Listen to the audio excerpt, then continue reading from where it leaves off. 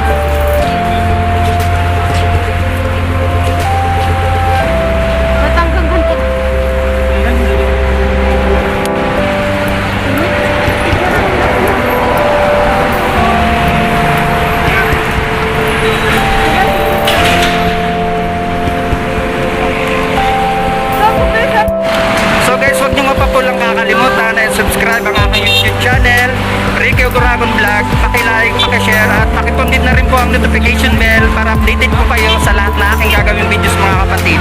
Shoutout sa lahat sa inyo mga kapatid.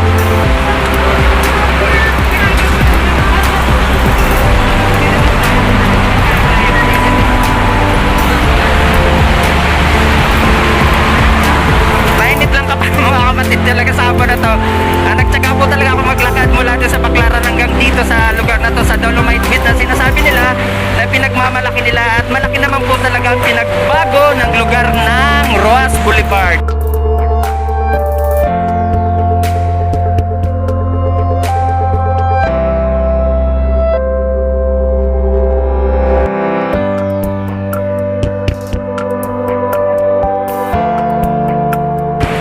Ang laki-laki po talaga ng pinagbago mga kapatid, mga kapako-vlogger. Shoutout sa inyo, lalo na yung mga kaibigan ko dyan sa Switzerland, sa Amerika. Kay Tatay Diboy Vlog, mega love shoutout sa iyo.